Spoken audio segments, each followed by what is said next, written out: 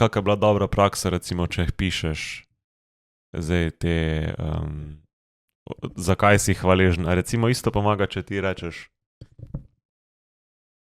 ne vem, prej smo bila rehrano, recimo pa zdaj si lahko rečem, ne vem, sem hvaležen, da si lahko privoščim tako obrok, ko sem ga imel, naprimer, ne? Recimo, ne vem, sem hvaležen, da lahko jem vsak dan, ali pa recimo, sem hvaležen, da sem lahko danes pojedel tole sveže, ne vem, Whole Foods obrok varianta. A je pa dovolj dobro, če ti recimo vsak dan isto to poveš? Ali kaj moraš delati, za recimo, da je to uspešen?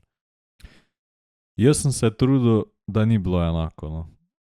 Da sem vsak dan nekaj drugega napisal. Pol je challenge, kada vsak dan napišeš novo stvar in kada v bistvu ti ugotavljaš, da je veliko stvari, za katere si lahko hvaležen. Ali kaj recimo? Ja. Ker se mi zdi, da smo ljudje doskrat tako, da vzameš na katerikoli stopnički si boš vzel stvari za samoumevne. Ne? Ja, Tony Robbins, to je nek tak self-help guru, je imel ta sistem, da ko ti napišeš 3 stvari, za katere si hvaležen, da si je bolj tak strukturiral, da mora ena od teh stvari biti izjemno preprosta. Se pravi, ne vem, da si hvaležen, da imaš nogavice, naprimer. Aha, že to dovolj v bistvu. Ja.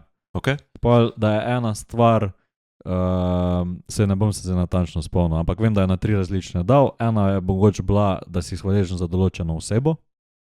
Okay. Pa mogoče ena je bila pa, da je bolj široko, ne.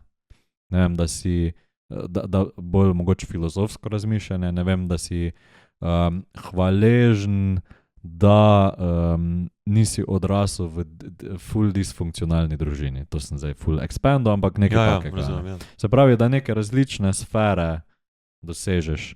Imaš pa drug pristop, full zanimivo mi je bilo to, je pa, bomo polinkala dr. Huberman, tudi o hvaležnostnih praksah eno epizodo naredil, pa se je malo bolj poglobil v znanstveno literaturo.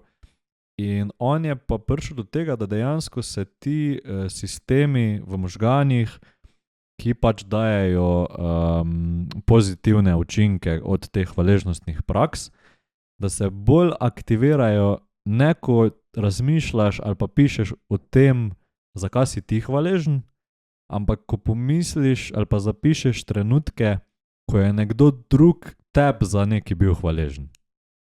Okay. In jaz se tukaj recimo spomnim primera iz osnovne šole, ki ga pač mislim, ima ful posebno mesto v mojem srcu. Top. Okay. Mislim tak, ne vem, nek trenutek, na katerega sem ponosen, ja. Ko smo imeli, mislim, 6., 7. razred, nekaj takega, in smo imeli predstavitve pri angleščini, in meni je angleščina zmeri ful fajn šla in sem v to vložil ful malo časa, pa sem vseeno pač imel skozi petke. In smo imeli predstavitve, ne vem točno o čem, ne vem, če ne o nekih poklicih.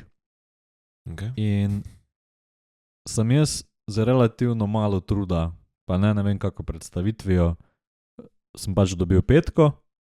Za mano je bil pa sošolc na vrsti, ki se je ful potrudil, pa ful lep, ni bilo na PowerPointe, mislim, da smo imeli plakate. Če se kdo iz Gen Z-a slučajno tega spomne. Kaka potrata. In je bila fora, da on se je res ful potrudil. Mislim, da mu je mama ful pomagala.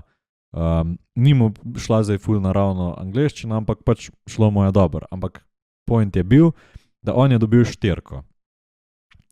In mislil sem, da boš rekel, da je dobil 3 ali pa... Ne, 4 je dobil. Ja, ampak je res vložil. In jaz sem rekel, pa sem pa jaz pač to učiteljico pač pozval, da se mi zdi, da je imel on boljšo predstavitev kot jaz, pa da se je bolj potrudil kot jaz in da si je zaslužil 5, a ne. In je rekla, ja, a pač po tej logiki pol tebi damo 4, pa sem rekel pač, mislim, da bi bilo to najbolj fair, ampak on si zasluži 5, ne. In pol na koncu je pač obema dala 5. In on je bil ful vesel. Win-win. Ja, pa mi je to en tak lep trenutek. Mislim, že zdaj se ful dobro počutim, ko sem o tem govoril, tako da zgleda je nekaj na tem, ko se spomneš trenutka, ko je nekdo tep bil za neki hvaležen. Zato, ker si nekaj dobrega pač naredil, a ne? Dragi poslušalci in drage poslušalke, če vam je bil najin podcast všeč, se naročite na najin kanal, lajkate, subscribate. V nasprotnem primeru se vam bo budilka spremenila v zvok pozavne.